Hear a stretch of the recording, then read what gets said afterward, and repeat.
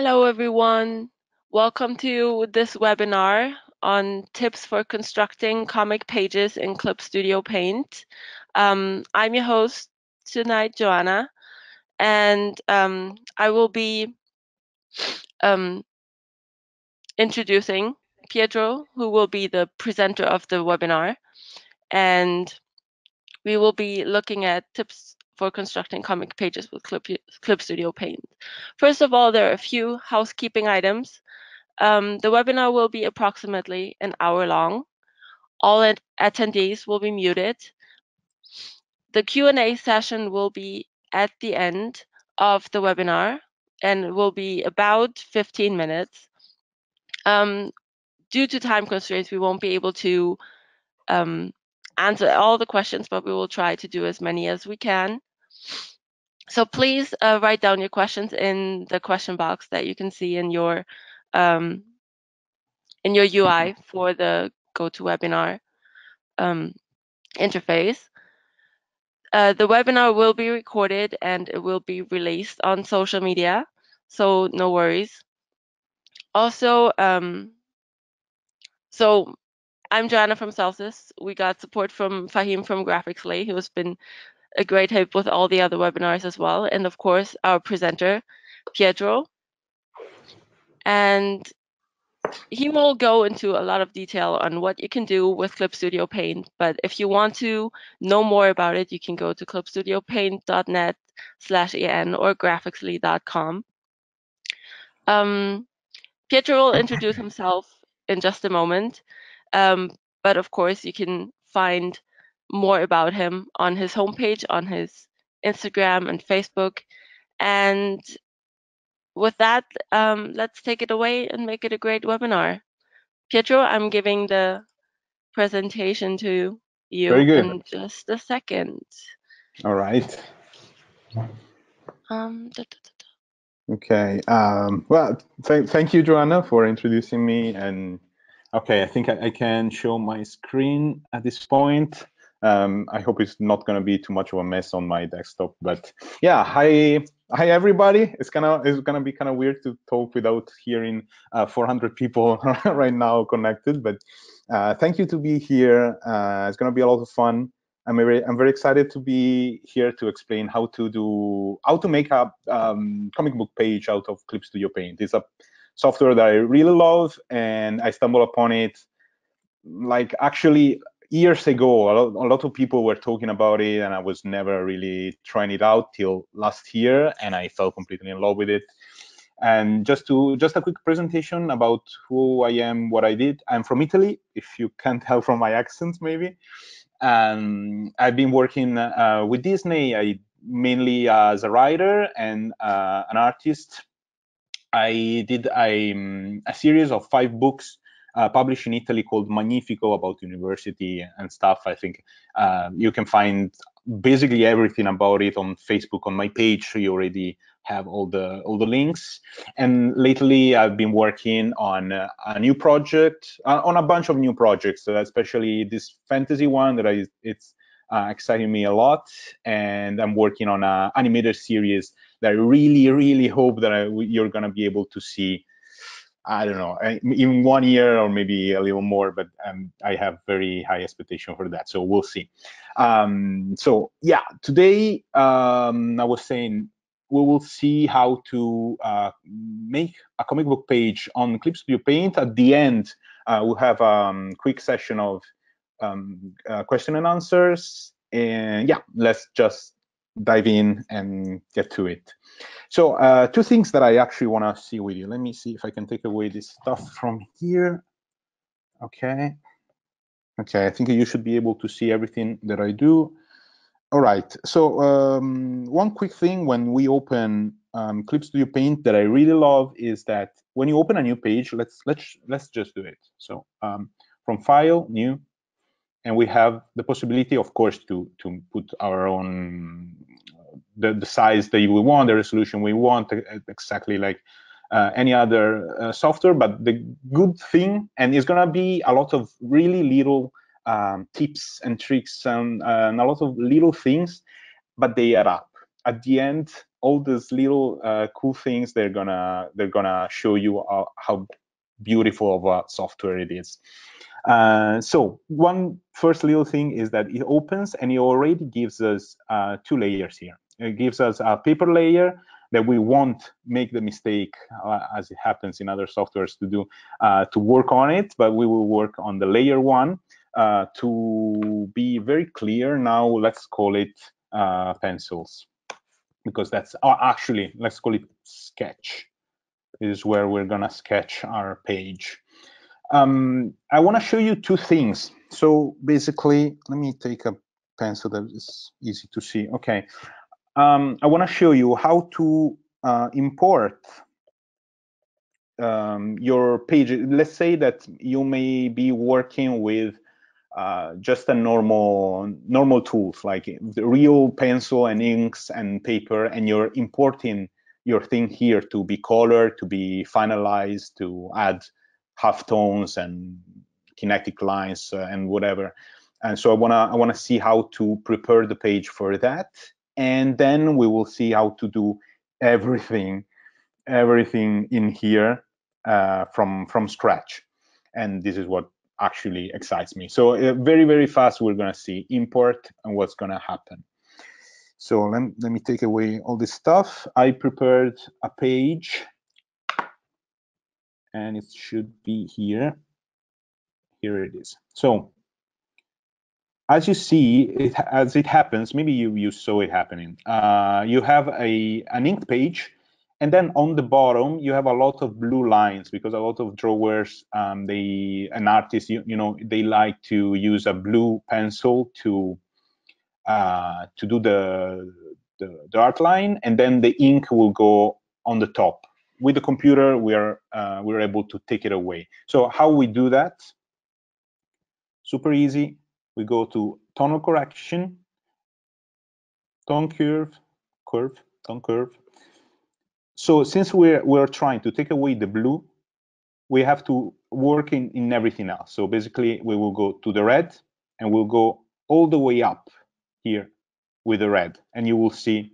Don't be afraid with the color turning red. We'll go to green, and we will do the same all the way up. You will see it becoming yellow. Okay. So right now, everything that we actually have on the page is the red and green mixing together, creating the yellow, and the blue is very, very, very light. So now what we have to do is going again on Edit, Tonal Correction, Hue, Saturation, Luminosity, and bring down the saturation all the way down. Here it is. At this point, we go again on Edit, Tonal Correction, and Level Correction to bring up the black value. As you see, the blue completely disappeared. At that point, we can work on it like we would usually do. So in this way, your page is ready. But let's see what happens when we have to create the page from scratch. So let's close this down. And yeah, let's go here. So what I suggest when I create a new page, so we're gonna see how I did something like this. You should still be able to see my screen. I really hope there's nothing wrong there. So I wanna show you how I did this page. So very easily, we're gonna go through all the steps. We're gonna see how to work with layers, with pencils, all the parameters that we can use, how to do the whole frame around, so how to divide in panels, and that's a very cool tool that we're gonna use. How to use the rulers, that's gonna help us at the end when I will show you how to solve the perspective problem. Every artist in the world probably has the same problem, like perspective. So you know, where to put the vanishing points, how to do the straight lines, how to make it look that the perspective is actually working. This thing is gonna be solved in the next hour. So yeah, be excited for that. And we're gonna see how to ink the page. and how to put all the halftones and kinetic lines and balloons. It's a lot of stuff. I should be able to stay in the hour. I really hope I really hope it's gonna be like that. So okay, let's start. What I really like to do is to is to take usually I really like to use a blue pencil, like as cyan here. There you go, like all the way on 100%. It's only blue. And if you go on the pencil tool, you will find it here on the left, midway. Here it is. You have a bunch of different pencils. I really like to use the rough pencil. You don't have to use that, but you have the darker pencil, lighter pencil, mechanical pencil. I mean, they all do something kind of different. This is on your preference. I really like to use the rough one. It's kind of light, and I really like the fact that I can, of course, change the texture that it has. So, of course, here on the left side here, if you can see my my arrow here, you can see that I have the brush size. I usually like to put like a 0.2. Brush density is just the opacity of the pencil. The texture is the cool thing, because you can change the texture that your pencil has. So here it is. I usually like to go with a canvas or with where is it? Somewhere here. Medium texture. It really looks like a normal pencil. Okay. And the very cool tool is the stabilization, but we're gonna see it better, something better about this when we are gonna talk about the pens and the inking. Yeah, you'll see. That's very, very cool. So I have my pencil, I have my page. Again, let's call this sketch. And something that I always suggest to do is, before creating the page with the frame tool and everything that we're going to see in a moment, let's decide what we're going to do. Okay. So just draw your page. Maybe it's better if I use a black pencil right here so you can see it better. Okay, right now I'm just drawing lines holding shift. That allows me to do straight lines. Okay, I just want to decide how my page is going to look like. So if I have a script, probably I will go by that. It's going to be something like this. Okay, and what I do right after is take again, my pencil and say, okay, here I will put the monster jumping like this. The character will jump away in this fashion. I'm going to put a couple dialog boxes here. The character is going to run away from here. I'm going to put a bunch of kinetic lines right here with the monster jumping, and then the main character here, using the power that they have in the story. Okay, like this. The character turns around. So I sketch completely what I'm doing. Okay, so you've already seen where I'm going now. At that point, I know how my page is going to look like. I'm happy with everything that I've done till now. So I can decide to go here on the left side. Okay, usually this button, you see it like this. So if I'm still on my pencil, here it is on the left, after the figure tool and before the ruler tool, you see the frame border tool. So you just press it, you will see that you have a create frame subtool and a cut frame subtool. So for this moment, let's concentrate on the create frame, and we just drag it down, and it creates a frame for us. What happened here is that he created, if you look on the right, among my layers, you will see that he created another layer here that's basically another paper layer, another layer 1, and you don't see my sketches anymore because everything is in the layer sketch. Okay, so I just have to, it created a group right here. So everything, it ended up on the bottom. So we just have to drag it up and put it in again. Okay, this layer 1 that was created together, we don't need it anymore, so we can do without. Okay, right now we can decide. We can cut the panels in 2 ways. We have 2 subtools. One is divide frame folder, and the other one is divide frame border. Maybe there is just a problem for me since I'm not an English native speaker, so this sounds very similar to me, and the first time that I stumbled upon this, I was like very confused, but actually it's very cool. So we're gonna see the divide frame border first. It's the easiest one. So I'm just gonna go on my paper. I'm gonna drag it. If I hold Shift, you see that it put it into place very straight. So here is one. Here is another one. Tuck, tuck. Super easy.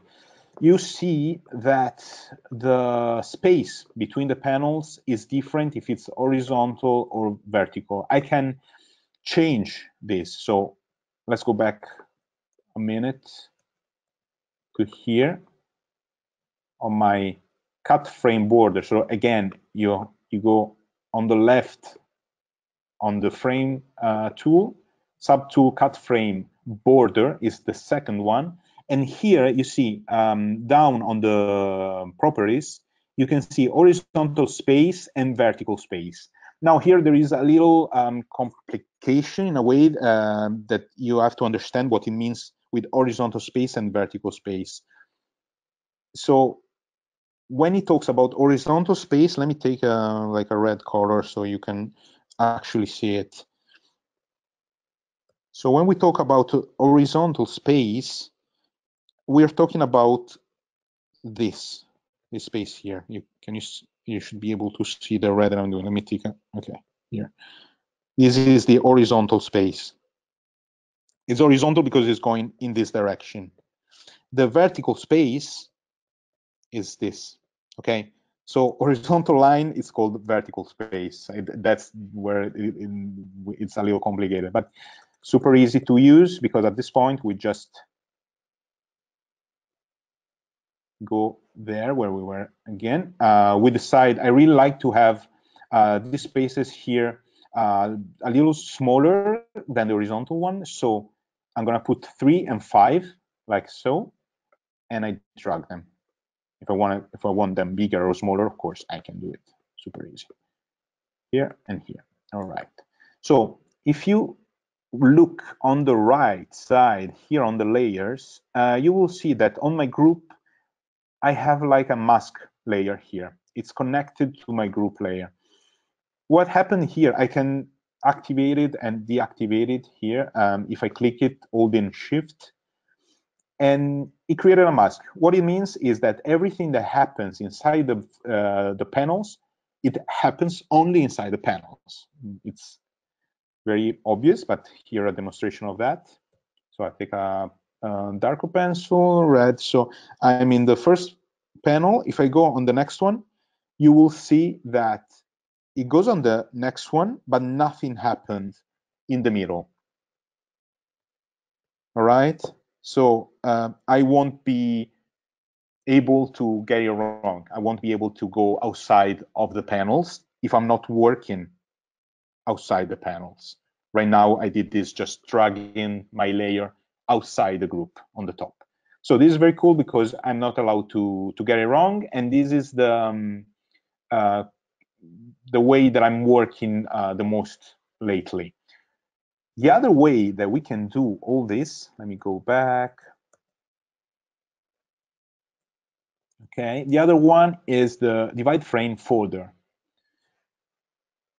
The divide frame folder will do, so pay attention to what happens on the right. I will do the same exact thing. I will drag the lines for the panels.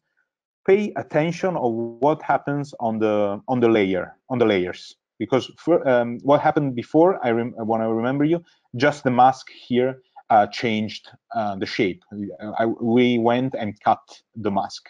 Right now, this is what's gonna happen. So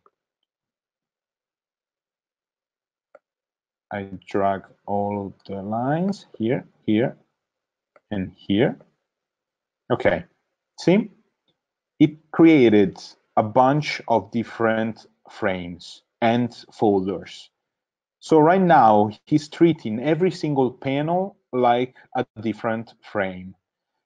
What it means is that if I go work on the first panel, and I do the same as I did before, so I work in here, and I go on the next panel, nothing happens. Everything that I do on the first panel only happen in the first panel. Everything I do in the second panel only happen in the second panel, and so on with all the others. It's very nice of Clip Studio Paint because it also copies our sketch level in every single frame, as you see. So this is very cozy for us because it's gonna be very easy to work on everything now. You see. Okay. Why use this way of doing things? So why using the divide frame folder instead of the divide frame border? Basically, it's only a matter of organization. I've been using this a lot in the beginning, especially because it was very good for me to know exactly when I'm looking for a line, for a color, for something. I know exactly that it's in that. Oops, sorry. It's exactly in that panel, and I will go work on that panel. It's very organized. It's a very organized way to do things, but the file is going to be super heavy at the end if you don't pay too much attention to that, because you're going to do, all the layers. Like, let's say that usually you would color a red shirt on the first panel, and you would use the same layer for the same shirt for the same red on another panel, and it would be the same layer on the right. Right now, it would be a different folder. So it's going to be more organized, but also, if you're not a very organized person, it's going to be a mess. So I would suggest to use the divide frame border. That's what we're gonna do now. So let's go back again to here. So what happens when I create my frame border? This is what will happen. So I will have my draft layer. We called it sketch before. Okay, from now on we will call it sketch. We will call it draft. I have my borders and I have everything. So right now I can take my draft. I can lock the pixels of my draft. If I go up here in the layers, I have a bunch of very useful buttons, and lock transparent pixel is the one that we want to use right now. So when we do this, I'm locking the pixel on the page, so I'm going to work only on them. And what I want to do is fill them up with a blue color. Probably you can see them at very light right now. So I'm gonna put down the opacity a little bit more. I'm gonna do a new layer on the top, and I'm gonna call it pencils, because here is where I'm gonna do the real drawings. I'm gonna take a black color, my pencil. A rough pencil is the one that I really like. And so here I can start drawing for real.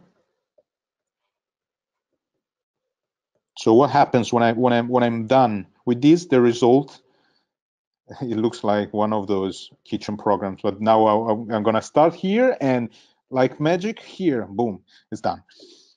So here we have the pencils done. You see them blue right now. They were like these in the beginning, and I really like to put them blue at some point because it allows me to understand better what I'm doing. Sometimes I do the background of another color. So when I'm inking, it's easier to see the black line of the ink on the blue of the pencil, so it's just easier for me. I actually even do this. So I go again in the layers on my, it's called matita now, it's Italian for pencils, but here it is, pencils. And I can go up, up on the levels here, on the layers here. I have this little button that I can press to have all these different colors to put to the as a tag, as a color tag to the layer. So I really like to use the blue tag to tell myself those are the pencils, because when you will have like 100 and more layers, it's very important to just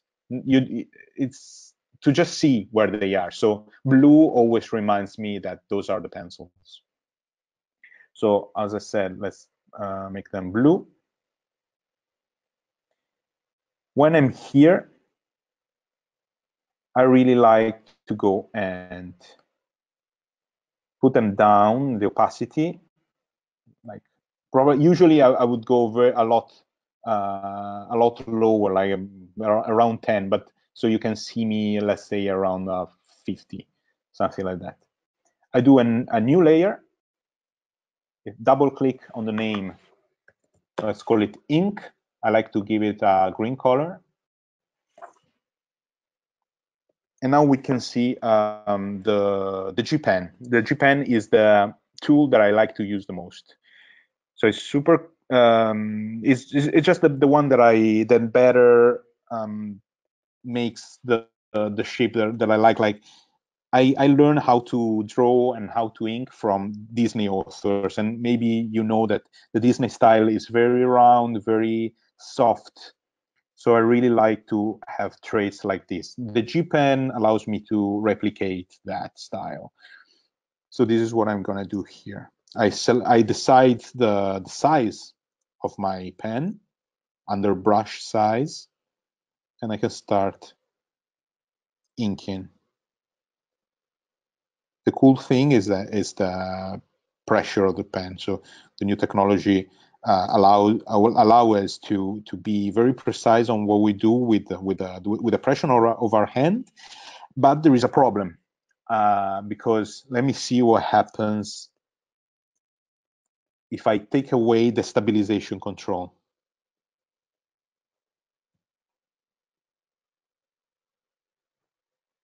Oh, even too much.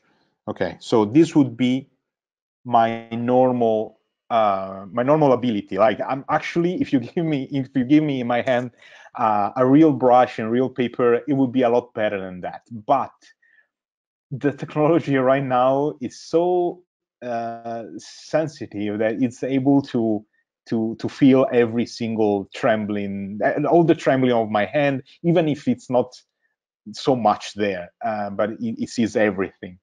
So the stabilization control allows me to fix this problem and have very, very precise art lines, like so.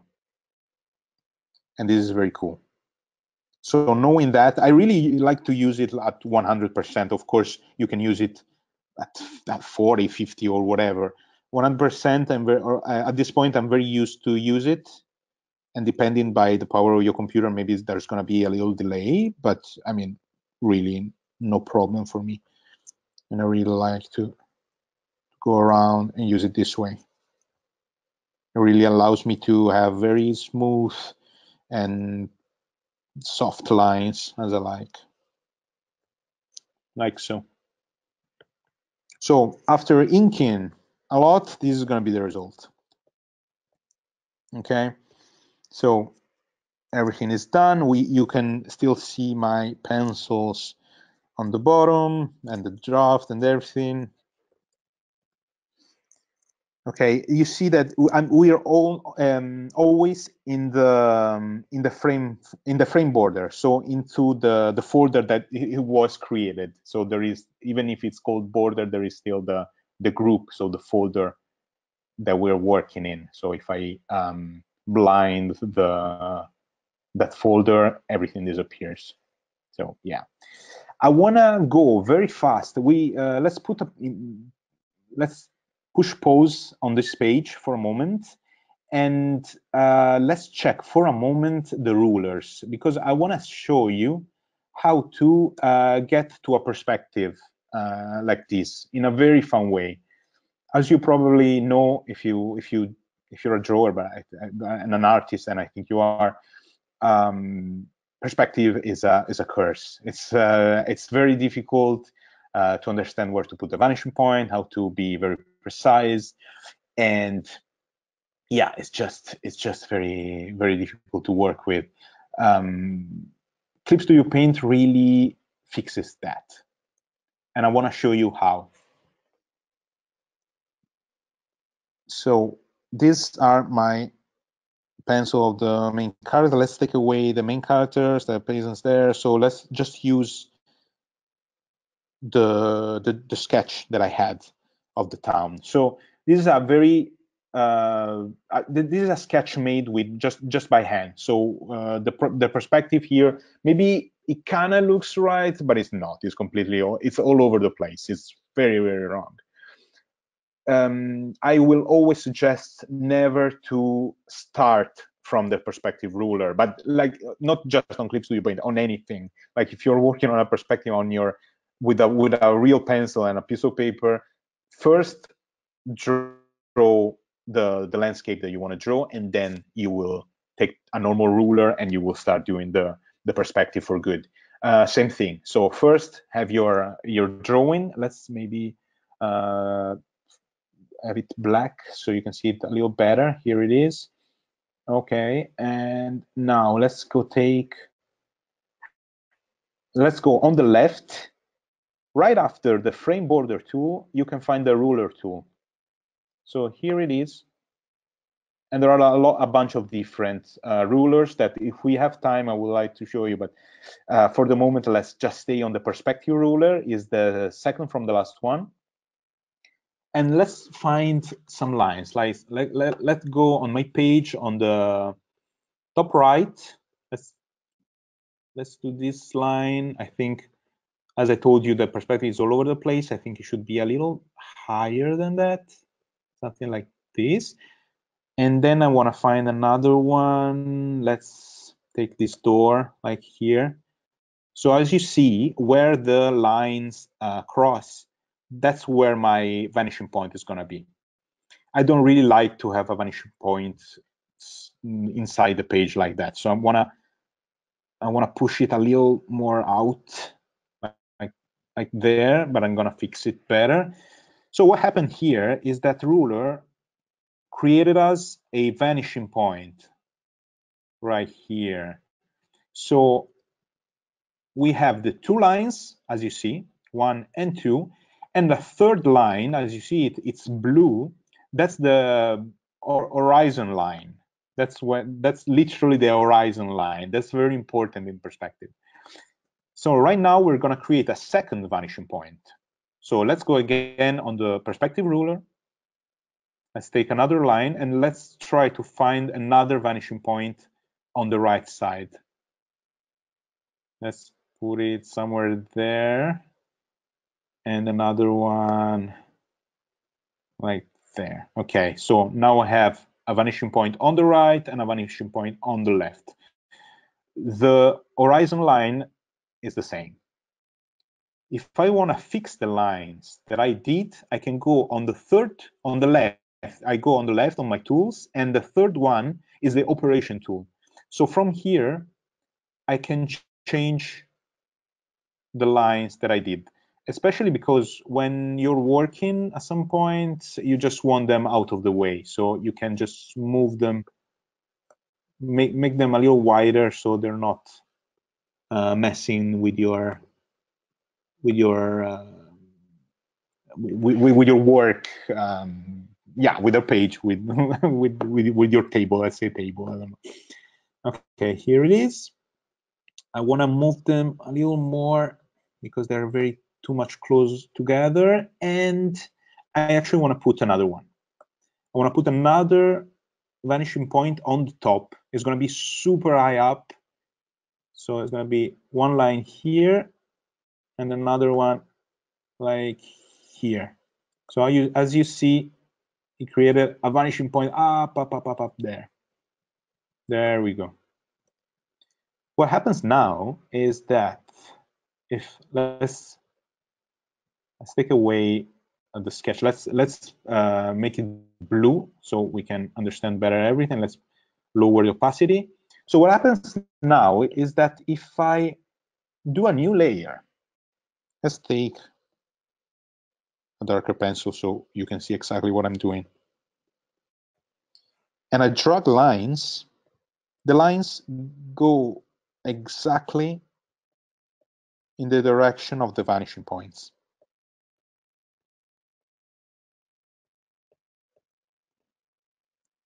I think I deselected one.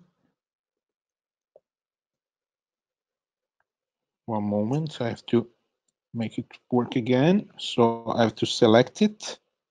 Okay, you see it becomes green. When I press the square button on the side, it becomes green. It means that it's not working anymore. I press it again, it becomes purple, and now I can use it again. So there you go. Now the line works. So there is no way to get it wrong. If I want to go on the left vanishing point, I just drag my line there. If I want to go up, I'm going to go up on the top vanishing point, and the same goes for the right one. So as you see, I can create a grill very easily. But let's make it for real. So this was my sketch.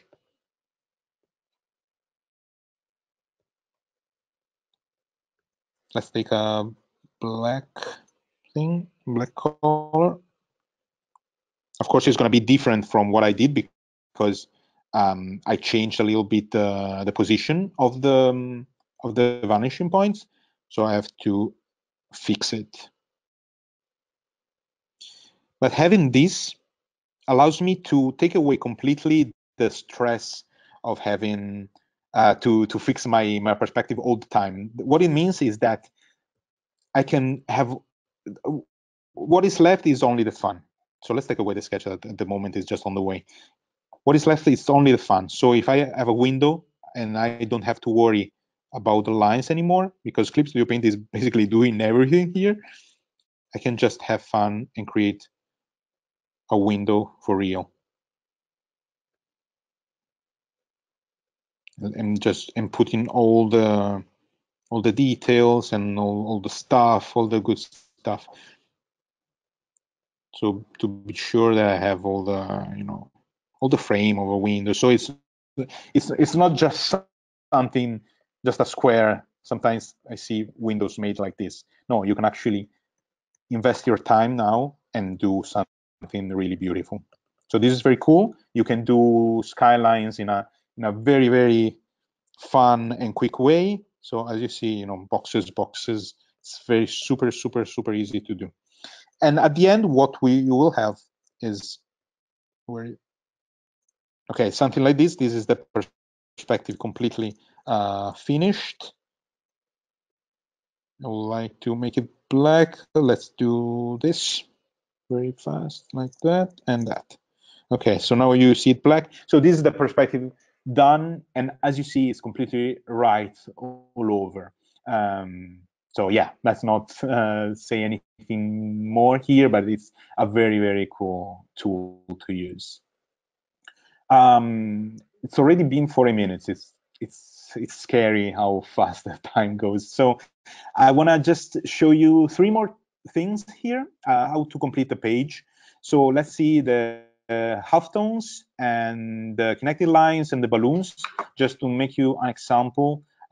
This is what it's going to look like at the end. Of course, we will not see the coloring, but we will see, all the connected lines that you can see here, all the balloons, how to do this very cool kinds of balloons, and yeah, and the halftones that are not here, yeah, but we will see them in a moment. So let's take away the pencils. What I really suggest to do when you are at this point, you need to tell the program that those are the characters and what's not the character is the background. So what I really like to do is do something like this. So you just fill the characters with a color, any color, really. Now they're blue, but it really doesn't matter. Even if we were working in black and white, just use a gray or something. It really doesn't matter. And just lock the pixel with the button that we saw earlier. Just to remind you, is up here on the layers. There is a lock with a checkerboard. It's called lock transparent pixels, and it just create this little icon here. So it means that if I take a white color now and I fill everything up, it's going to become white. Okay. So what it means is that if I create another layer on the bottom of the, let's give some names here. So this is ink. This is the filling. I don't know, like filling of the characters. I really hope it makes sense in English. I think so. I create a new, and I want to give it a green here and our orange here to remember me that that's a special thing. Okay, I create a new layer, and let's call it, I don't know, kinetic lines, kinetics. For the kinetic lines, you go on the tools on the left, and before the frame border tool, you have the figure tool. And you have 3 subtools. Let's use the second one and select scatter streamline. And I want to do something like this. Here, I'm just telling Eclipse Studio Paint where the lines should start from. Of course, it's using white now because I didn't notice that I was on a white color. Let's do it again. So let's select a black color and do the same. Okay, here they are. As you see, they are already right. They are already where I wanted them to be. But if I wanted to change anything about them, this is very cool. We go on the third tool from the top, the operation tool that we saw before. We change their dimension where they're supposed to be. And then I can change the angle. I can change, well, let's put it how it was. Okay. I can change the gap between the lines. I can change the grouping of the line, the length of the lines, and of course, the width of the lines. I really suggest when you do lines like this, now you can't really see it. Let me put them like here. Okay, when they have an angle, of course, it creates a lot of pixel lines. So go back on the tools here, and on the bottom of the properties, you have this tool icon that you can press. It says show and edit hidden parameters, value, and display the status. You just press it, and you look for anti-aliasing, operation streamline, anti-aliasing, and you put it, I don't know, at the maximum. Boom. Okay. Now your lines are not pixel anymore. Very cool. Then you can fix them the way you prefer them to be. I like them to be a little more, okay, like this. Cool, I like them. All right, let's do something similar but a little different on the next frame. And let's use the scatter saturated line. We just tell it, it's not a him, tell it where we want the lines to start from, like here. There you go, it does something like that. We can, of course, again, go to the operation tool and change the grouping. The size is super big. And again, we can change the anti-aliasing like here. Okay, now the lines are too much. actually. They're going over all my other panels. This thing wouldn't happen if we were working with the divide frame folder, of course. So if we wanna tell Clip Studio Paint that we want the lines only in that panel, the easiest thing would be to select the panel that we're interested in, and let's go on the Create Layer Mask button on the top of the layers, and yeah, just press it. It will create a mask and allow us to show only the lines in that panel. I'm left to show you the tones. So for the tones, the best thing is for the half tones, like manga pages and stuff. You're gonna see it in a moment. You select where to put them, like so. And on the right, there is this line of folders here, and you have a bunch of possibilities. So you just take one, you drag it in. Is it white again? Yeah. Let's do it again.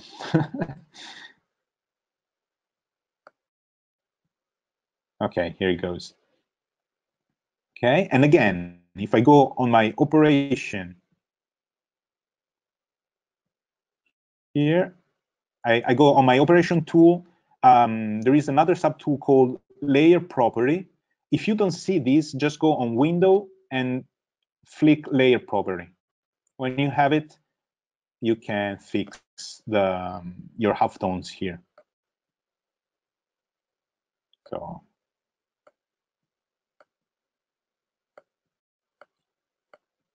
not really working at the moment for some reason. Okay, because I'm in the wrong one. Okay, here it is. Okay, now it's working. Was in the right layer, as it happens, as you know. So you can change the density, you can change their size, their angle, and everything, and you can do that manga magic that we like seeing and doing. On the same folders that we see here on the right, we can do a bunch of other things. So to fix anatomy, you can use a lot of 3D models and stuff. Something very, very cool. You can find it so let's say that you actually go to the halftone folder and you don't find them. Just go on the bottom. Sometimes if you press show the materials, something will appear, but if not, go on search for additional material. It will open a shop where that connects you to all the Clip Studio Paint users in the world, and you can share brushes and halftones, balloons, all the good stuff that you can bring on your pages. It will take a moment to connect, but sometimes only because you're connected and you go again on show all the materials, it will give you something. The only thing is that when you connect to the shop, it's a lot in Japanese. So because since the software was born in Japan, there are a lot of users from there. So you have to find your way around a little bit there. But let's say that I'm looking for balloons. You will definitely find something. Like lately, I've been downloading this one. So as you say, you see, you just go here and you can download it. When you're done, just close the shop.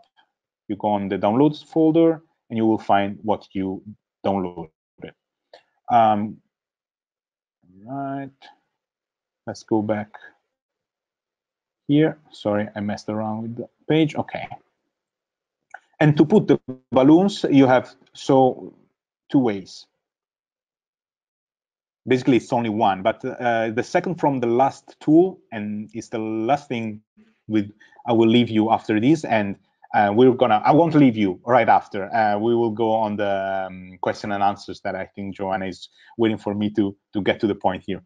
So the last form from the one tool is the balloon tool. Usually you have balloon, okay? I downloaded the other thing that you saw a little bit earlier, a moment ago, and I dragged it in. And so usually you would just use an ellipse balloon, it's so easy that it's not even funny. It's like you put the balloon wherever you need to, you put the tail, and here you have the balloon. It's that easy. Of course, you can decide the colors of the balloon. It's basically the primary color that you're having in your primary and secondary color. So if I want to have a balloon like purple around or something like that, I will just do like this. And the tail, I can decide the width of the tail. So I can have it more or I can have it smaller or bigger. And of course, again, the thinking tail and stuff like that. I really like the ones that I downloaded lately because I can do all those things like this that I really like. Let's give me a black one, like this one, and I can go again on my operation tool and change the length. I can change the number of the spikes that I have there, the height of the spikes, the size of the brush. So yeah, I don't know, it's very cool. There was a manga that I was reading years ago, and when they were launching magic spells, they had these very cool balloons that I'm very happy that I can replicate here. And just one last thing that I wanted to say. So these were the balloons, and just to say how beautiful the stabilization is, and it's the tool that actually brought me to Clip Studio Paint from in the beginning. This is a drawing. Let's see. I should have it here somewhere. I should have put it here. This is a drawing that I did on a Ukrainian train, and I don't know. I don't know if you ever been on a Ukrainian train. Not only Ukrainian trains, but it was very, very shaky, very much, very much. So, and the stabilization control allowed me to. Oh, I have to wait a little there. Okay, the stabilization control allowed me to be very precise with my lines, as you see. So yeah, that's the power of the stabilization control. You can use it on Ukrainian trains. That's the story. If Joanna is there, I'll be happy to go to questions and answers. Okay, thank you very much, Pietro. That was a great and so much content. I'm very happy. We have a lot of questions, so let's get right Oh, into wow. that. Yes, we do All have a right. lot of questions. Okay. Sure. What are your tips for creating a good or interesting first chapter? Okay, Starting off can with you the repeat hard it? one. I lost the first. Oh, sorry. Can you repeat it, So, please? yes. What are your tips for creating a good and interesting first chapter of a comic? Oh, okay. Oh, I love this question. I've been asked the same question last week. So I think that you should, all your ideas, you have like a bunch of ideas and ideas and ideas. You should just take them all, trying to decide what you actually want to use, and write down your story in try to decide. It will sound very logical, but try to decide a beginning, a middle, and an ending. But it sounds easier than it actually is. So when you have that and you actually wrote down a script, this is my suggestion: write it again. You write it again because at this point you know how it ends and you know how it begins. You usually know a lot about the middle. You know what you want to do in your story. You have a lot of ideas. You want the fight and the psychological insights and everything. The beginning and the ending it's very difficult. So write it down completely and then write it a second time. At this point, you can do this very cool thing. So you have to decide what is not needed in your story. How do you decide what is not needed in your story? You ask yourself, is this piece here changing anything? If I take it away, does it change anything in the story? If it doesn't, take it away. What about this piece here? If the enemy, instead of being a monster, was a beautiful woman, how the story would change? So decide, is this changing a lot or nothing at all? Take it away or keep it and change what happens next and before. So at this point, you wrote it 2 times. You know better what is needed and what's not, and you know how it begins and how it ends. You write it a third time, making sure that your ending is actually told in the beginning. I know it sounds crazy, but the best stories usually they have a lot of things that will happen in the final act. They've been told in the beginning, and it's very rewarding for the reader and the viewer to to be there, because they will have a sense of nostalgia, and they have all the memories about what happened. They had all the clues, they will get there. So yeah, there is no way to cheat this way. Just write it at least 3 times. That's my suggestion. Okay. How long does it usually take you to draw a comic page? A comic page, like so if we go on this one, this took a whole day. It was actually very easy because I didn't really spend too much time on the backgrounds, so it was just a lot of fun. And it took like 8 hours to do. But other pages, like the one that you saw before with the perspective, I think I have a better one. Yeah, this one here. Completely done. Okay, here, this took like 3 days. And I know it's just one panel, basically, just a whole page, but for fixing the perspective and all the colors and all the atmosphere and everything, it took so long. It took a long time. So it could be one day, it could be 3 days. I would say that. Okay. What are your recommendations for how many frames should a page have? Great question. Oh wow. Okay. This is very good. Not too many. If I don't want to make too offensive examples, but there is a very popular artist right now that's putting a lot of frames where he shouldn't, and I really don't like it. I think you should go very easy on the panels you put. Like, I like to always start. Probably this is out of the Disney school, but we I learned to start from the 6 panel frame.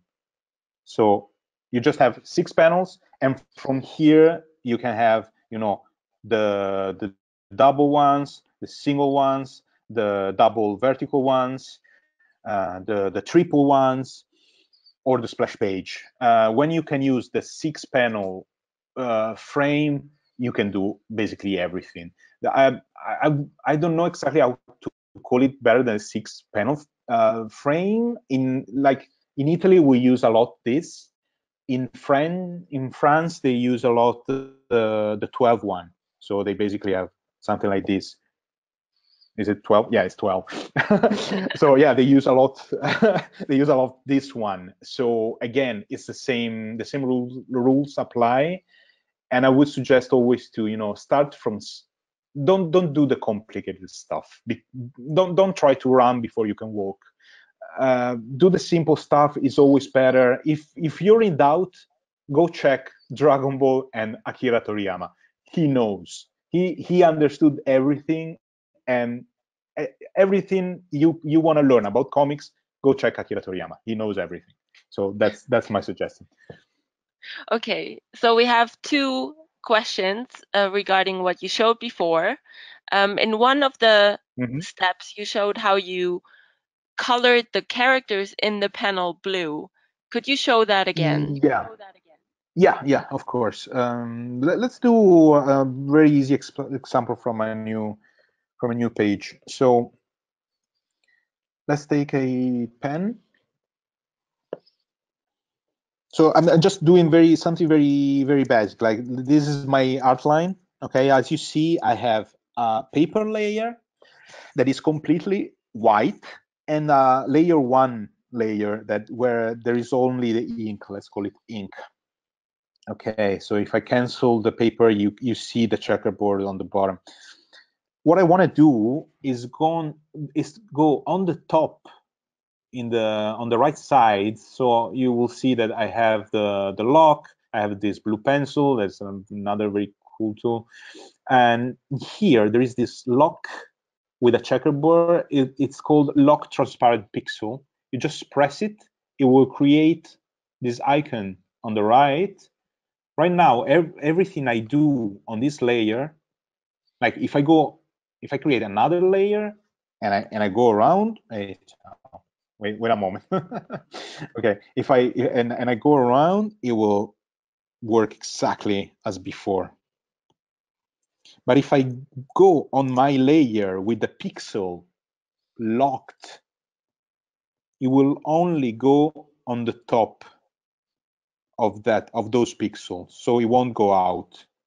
If I fill everything, it will fill only those pixels. So this is a very long explanation of that very simple magic. You can do the same thing if you do a new layer on the top. Okay, so let's call it filling. Okay, I do everything blue, and here again with all the tools, the buttons that you have here, on the left of the block transparent pixel that we had, the first one with two circles, one on the top of the other, is called clip at layer below. You press it, and everything on the filling level will be basically, it creates almost a mask in a way. It's called a clip mask. So we're telling Clip Studio Paint everything that is happening on this layer has to be shown only on the layer below. That's what it means. So I hope it's kind of clear. Okay, thank you very much. And one last question. How do you make the speech balloon layers above all the panels? Okay, yes. Let's go on the page. Look, I have this speech balloon on the bottom. I will just, where is it here? No. Okay, it's here. Okay, you see that I selected my layer with the speech bubble. Let's give it a color so you can actually see it. So it's the red one, and as you see, it's inside the folder. So I just have to take it and drag it up. Now it's out. That easy.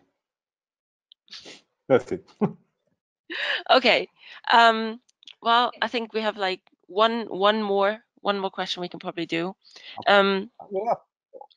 Is there any actions or any tools that you cannot do without when making comics anymore?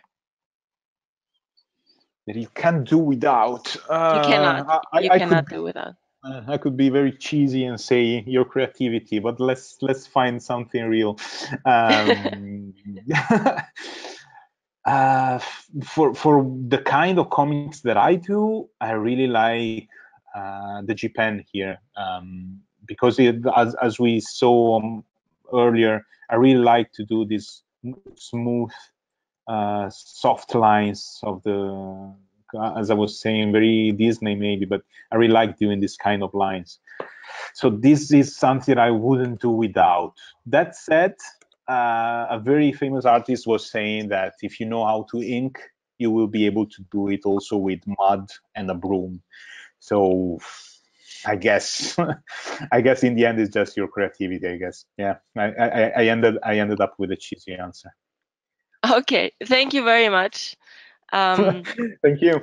for this very detailed and wonderful presentation and webinar. I hope I'm everyone very had happy. a great time and enjoyed and learned a lot too. So yes, the webinar will be available later on YouTube. And thank you everyone again for attending. And the hour is already over, so I hope it was interesting for everyone. And thank you very much for attending. Have Thank a you. Thank great you very day. much, guys.